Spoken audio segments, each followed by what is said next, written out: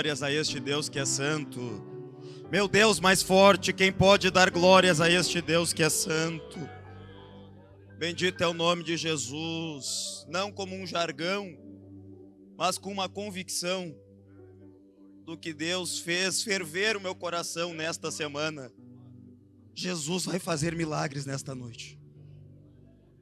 É noite dos dons espirituais manifestarem-se sobre as nossas vidas. Aleluia. Às vezes pensamos que é só um propósito, é só mais uma campanha, é só um tema. Não, irmãos, não. Deus direcionou a liderança da nossa igreja para este propósito neste mês. E Deus proporcionou este final de semana de consagração, de cultos, de vigílias, para nós recebermos dons do Espírito de Deus nesta noite. Quem quer dons de Deus aqui nesta noite? Aleluia, bendito é o nome de Jesus. Vamos abrir as nossas Bíblias. Paz do Senhor antes de mais nada, amém? Glória a Deus. Vamos abrir a Bíblia. Evangelho segundo escreveu Lucas, capítulo 24.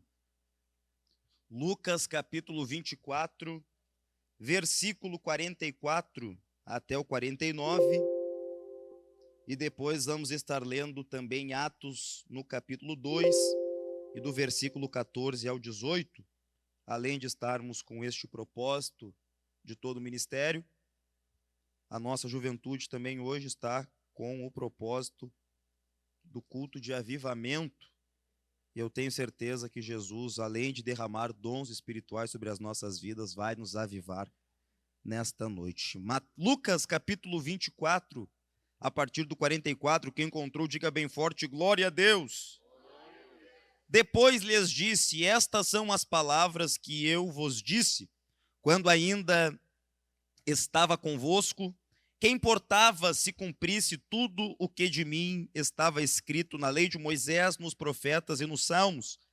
Então lhes abriu o entendimento para que compreendessem as Escrituras e disse-lhes, assim está escrito que o Cristo padecesse e ressurgisse dentre os mortos ao terceiro dia, e que em seu nome se pregasse arrependimento para a remissão de pecados a todas as nações, começando por Jerusalém. Vós sois testemunhas dessas coisas. Eis que eu vou enviar sobre vós a promessa de meu Pai. Mas vós permanecei na cidade de Jerusalém, até que do alto sejais revestidos de poder. Aleluia. Atos capítulo 2, versículo 14 até o 18, a Bíblia nos diz, mas Pedro, estando em pé com os 11, levantou a voz e disse-lhes, homens da Judeia e todos os habitantes em Jerusalém, seja-vos isto notório e prestai ouvido às minhas palavras, pois estes homens não estão embriagados como vós supondes, visto que é ainda a hora terceira do dia. Mas cumpre-se o que o dissera o profeta Joel, e acontecerá nos últimos dias, diz o Senhor, que derramarei do meu espírito sobre toda a carne. Vossos filhos e vossas filhas profetizarão, vossos jovens terão visões, e sonharão vossos anciãos. E sobre os meus servos e sobre as minhas servas derramarei do meu espírito naqueles dias, e profetizarão, e a igreja diga amém. Amém. Tome o teu assento, dando glórias ao nome de Jesus. Meus irmãos, a palavra de Deus nos mostra que havia um desejo do nosso Senhor Jesus Cristo a ser manifesto na vida de todos os crentes, de todos os discípulos, de todos os seguidores de Jesus, indiferente da forma com que chegaram até Jesus, indiferente do que os levou até Jesus. A Bíblia nos mostra no Antigo Testamento, à sombra do Novo, que antes de vir o grande dia do Senhor, antes de todos se curvarem diante do Rei dos Reis e Senhor dos Senhores, a Bíblia diz que viria novamente um Elias com uma mensagem de Deus. A Bíblia Sagrada nos mostra que esta pessoa era João Batista, que viria como aquele que prepararia o caminho para que o Messias prometido, para que Jesus viesse então a pregoar o reino de Deus sobre a terra e todo que invocasse o seu nome fosse salvo. Mas a Bíblia Sagrada nos mostra que quando João estava às margens do Jordão batizando, ele estava pregando uma palavra de arrependimento e ele disse: olha, não se espantem com o que estou pregando e não se espantem com a ação que estou fazendo. Eu vos batizo com água para arrependimento e para a remissão de pecados, mas está vindo um após mim, cujo não sou digno de desatar-lhe as correias das suas sandálias. Ele vai batizar vocês, não com água apenas, mas vos batizará com seu Espírito e vos batizará com fogo, e não muito depois destes dias. João estava dizendo que estava por vir sobre os discípulos, estava por vir sobre os seguidores de Jesus Cristo, um poder diferenciado, um revestimento a mais, para que eles pudessem fazer a obra de Deus. O tempo passa, Jesus vem à terra, começa a andar com eles, fazer milagres junto deles, e diz a Bíblia que no findar do ministério terreno de Jesus, Jesus prestes a ser crucificado, ele diz para os seus discípulos: olha, eu vou para junto do meu Pai, mas eu não vou deixar vocês órfãos, glória a Deus, eu rogarei ao meu Pai, e ele vos enviará o outro, enviará o Consolador, enviará o Espírito da verdade, que o mundo não conhece, mas vocês conhecem, porque ele habita em vós, e ele estará convosco para todo sempre. Veja, meus amados irmãos, os discípulos estavam já vestidos de uma autoridade, mas Jesus, ele avisou que seria crucificado, que seria entregue, que iria morrer, mas que ao terceiro dia ele iria ressuscitar. Ele disse: olha, vocês vão ser perseguidos, porque vocês não são do mundo. Se vocês fossem do mundo, o mundo os amaria, mas como não são do mundo, o mundo vai vos perseguir, o mundo vai vos odiar, o mundo vai tentar matar vocês por causa do meu nome. Começa agora um cenário de incertezas, começa agora um cenário de dúvida, começa agora um cenário de medo pairando sobre os discípulos, mas a Bíblia Sagrada nos mostra esta promessa de Jesus, que mesmo em meio a todo este caos que estava chegando sobre a igreja, Jesus disse: olha, importava que eu morresse, mas eu também disse que iria ressuscitar, e tenho algo a dizer para vocês: ficai na cidade de Jerusalém, ficai aonde tudo começou, ficai aqui na minha presença, até que do alto vocês sejam não vestidos, mas revestidos de poder. Oh, glória a Jesus! Veja, estava por vir sobre os discípulos um revestimento do Espírito Santo, estava por vir sobre os discípulos algo que eles ainda não conheciam, algo que eles ainda não tinham experimentado. Estava por vir sobre os discípulos o Espírito Santo de Deus. Quem pode dar glória a Jesus? Aleluia! Mas o que fazer, irmão Leonardo, para que o Espírito venha? Jesus disse: olha, fiquem em Jerusalém, até que do alto sejam revestidos de poder. Então, humanamente, olhando para esta passagem bíblica, parece-nos que não tinha nada, irmão Bruno, que os discípulos tivessem que fazer. Parece Parece-nos que era só eles ficarem em Jerusalém parados, pastor Leonardo, esperando. Não, Jesus falou, está falado, vai acontecer. É exatamente por este tipo de pensamento que tantas pessoas passam anos na igreja, passam anos até na presença de Deus, mas não conseguem gozar daquilo que Deus tem para as suas vidas. A Bíblia Sagrada nos mostra, no livro de Atos, capítulo 1, a Bíblia Sagrada diz que os discípulos de Jesus, aqueles que foram alvos desta promessa, eles tiveram uma ação, eles entenderam uma coisa: Jesus prometeu que o Espírito vai descer, Jesus prometeu que nós vamos ser revestidos, João pregou que nós vamos ser cheios deste fogo, mas nós vamos fazer uma coisa: nós vamos para a presença de Deus, trancar as portas do cenáculo e vamos começar a orar, e vamos começar a jejuar, e vamos começar a clamar para ver, para receber o que Deus tem para as nossas vidas. Oh, glória ao nome de Jesus. Jesus chama a mim, chama você, não para ficar parado, esperando alguma coisa acontecer, não, mas Jesus está nos chamando para ir até a sua presença, para buscar com zelo, com intensidade, os dons do Espírito, e não sair da sua presença até que nós sejamos revestidos deste poder. É promessa de Deus. E se é promessa de Deus, irmãos, tem que acontecer na nossa vida.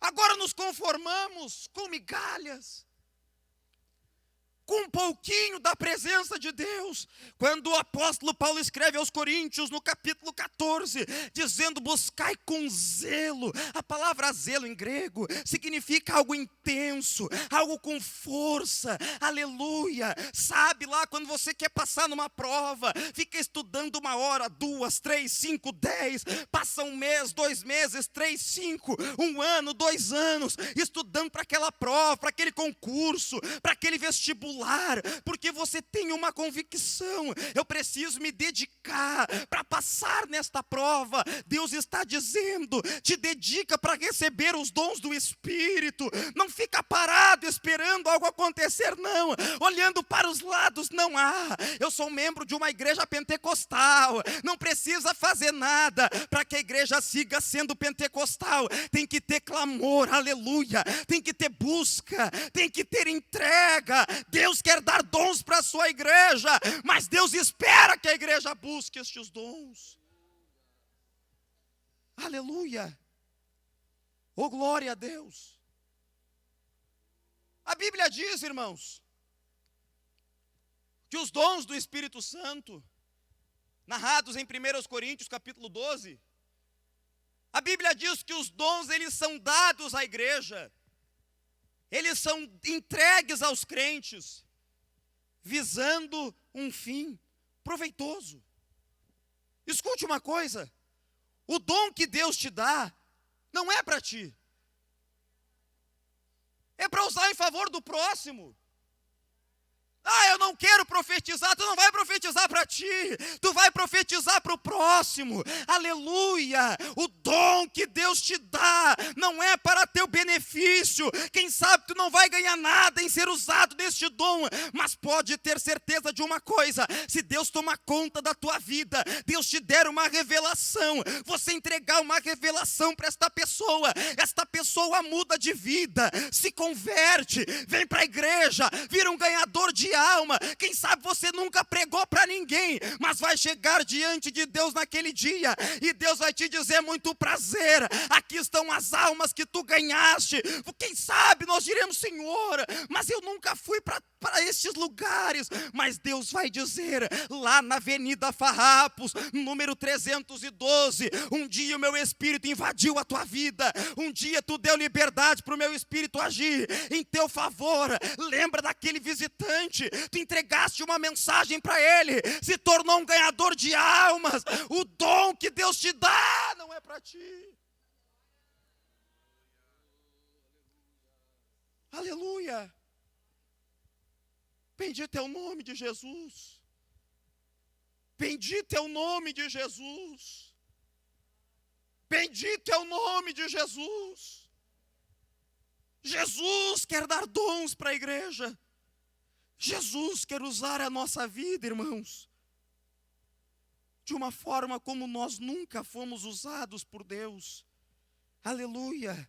E o tempo vai passando. A palavra de Deus nos mostra agora que os discípulos mantinham este propósito, o propósito de buscar a Deus. Estavam lá trancados, buscando a presença do Senhor. Os dias foram se passando. Escute, tem coisas que nós vamos pedir e Deus vai responder de imediato. Agora tem coisas que nós vamos pedir e tem que ir insistindo, e batendo, persistindo. Lembra daquela passagem que Jesus falou: pedi e dar-se-vos-á, batei e abrir-se-vos-á, buscai e achareis, porque todo que pede recebe, todo aquele que busca encontra, e todo que bate se lhe abre. Aleluia! A Bíblia diz que lá estavam os discípulos, creio eu que com uma convicção no seu coração: enquanto nós não recebermos a promessa que Jesus falou para nós, nós não vamos sair da oração, não vai ter entrega de jejum. Enquanto a gente não receber